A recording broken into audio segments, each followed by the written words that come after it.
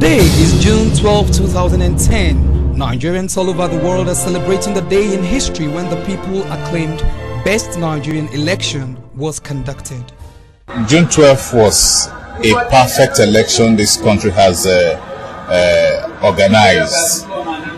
In terms of option A4 system, it all went very, very well. It was conducted by a kind of an umpire that has no particular interest in any candidates. First time also we had what you call real presidential debate. I don't know how many people still remember the events that went on that day, that before the election proper we had a presidential debate, and a lot of people, a lot of Nigerians made up their minds who to vote for based on that debate. June 12, 1993 was an election date when Chief M.K.O. Abiola of blessed memory, after contesting with the National Republican Convention candidate Abiola and Bashir Tofar, emerged winner. On June 23, 1993, General Ibrahim Babangida, the then military head of state, annulled the properly planned and well-conducted election. This earned him a lot of criticism. Before anybody would like to work against IBB, June 12, 1993 is already there to work against him. You understand? Because whatever man does in his life, whatever you do this morning, the result will come at night. That is all about life. And whatever you do at night, before you wake up, the result is already awaiting. So right now, I prefer June 1993 election better than today's one, because it was extensive, there was romanticism, and it was clear to everybody that so person won it. In the political history of a country, there tends to be occurrences that tend to set things on the right course.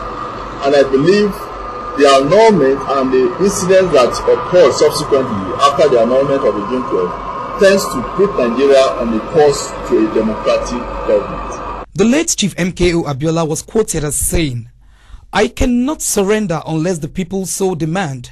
And it is by virtue of this mandate that I say that the decision of the federal military government to cancel the results is unpatriotic and capable of causing undue and unnecessary confusion in the country." The courageous Yoruba Muslim from Ogun State so promised and never betrayed his promise. While some seasoned journalists and politicians are of the view that he was wrongly advised, the People's Court thinks otherwise. A lot of people say that he ought not to have taken the law into his hands.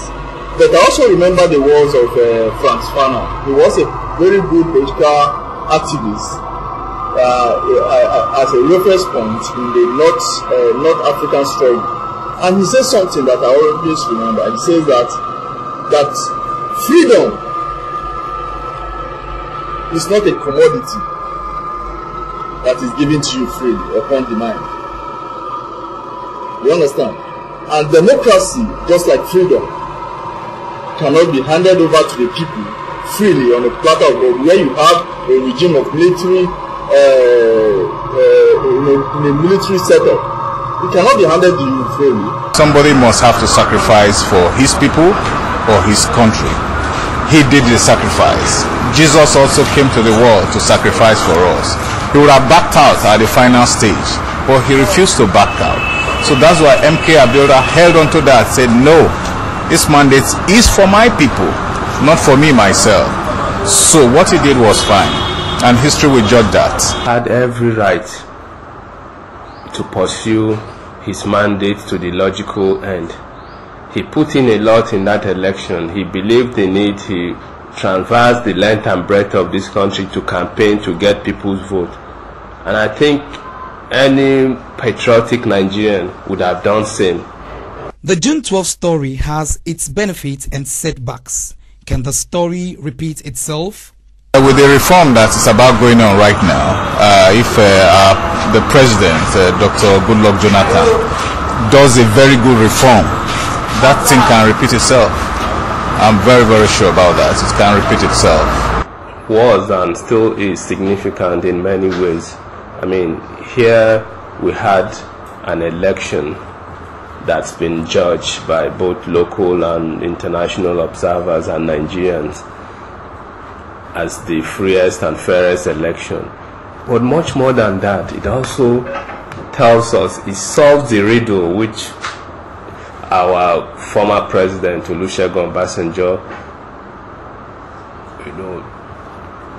a few weeks ago came out to say, even if angels were to come down to Nigeria to conduct election, he had doubts that Nigerians would complain or that it would be free and fair.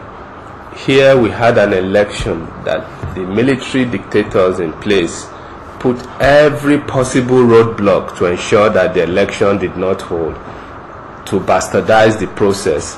At the end of the day, it was held in June, which more or less it's like the middle of the rainy season and all its troubles. Nigerians still came out in their millions to vote.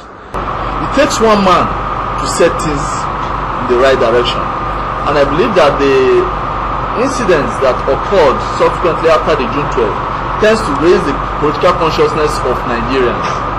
And you see that even after the annulment and the subsequent incarceration of M.K.O. Abiola, the people, the agitation was much, and that in terms of put pressure on the military government to tend to hand over immediately.